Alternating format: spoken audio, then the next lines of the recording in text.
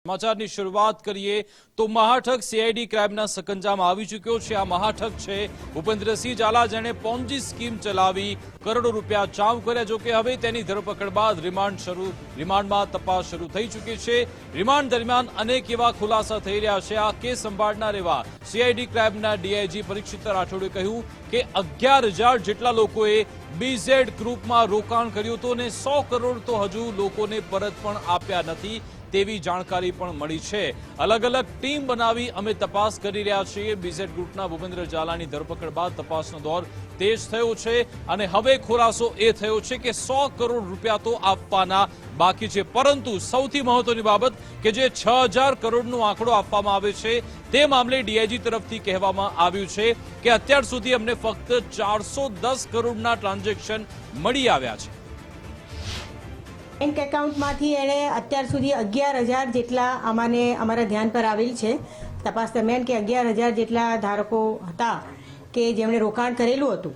तो ए सिवाय पण केटला छे अने रोकाणमां क्यां क्यां केटली इलीगालिटीज थयेली छे, केटला प्रलोभनो आपेला छे, केवी रीते प्रलोभनो आपेला छे, कोई एणे एनी पोतानी वेबसाइट परथी पण जे प्रलोभनो आपेला होय, कोई पेम्फलेट्स आपीने छपावीने पण आप्या होय, तो ए बधा तपास अमे लोको करी रह्या छे।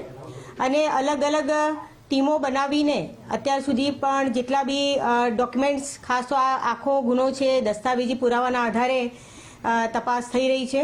एटले एमां एणे क्यां क्यां केटલું રોકાણ કરેલું હતું, કેટલા રોકાણમાં કેટલા હજુ એને ચૂકવવાના બાકી છે। અમારી આટલી તપાસ દરમિયાન લગભગ 95 થી 100 કરોડ જેટલા રૂપિયા એણે હજુ લોકોને ચૂકવ્યા નથી અને ફરિયાદીઓને અમે જે અપીલ કરી છે પ્રમાણે અમારી તપાસ ચાલુ છે। મૂવેબલ ને ઇમૂવેબલ પ્રોપર્ટી આપણે જો ગણીએ તો લગભગ 101 કરોડ જેટલી મિલકત વસાવેલી છે અને એ મિલકતમાં ઇમૂવેબલ પ્રોપર્ટી જે છે લગભગ 80 કરોડ જેટલી છે અને બીજી જે મૂવેબલ છે 20 કરોડ જેટલી છે અને એમાં એ બધી પ્રોપર્ટી એ તો અમે તપાસ કરી રહ્યા છીએ પણ એ સિવાય એના કુટુંબીજન જે કે એના નજીકના સગા, એના ફ્રેન્ડ સર્કલ, એ બધાની પ્રોપર્ટી પણ અમે તપાસના અમારા માટે એક અગત્યનું પાસું છે।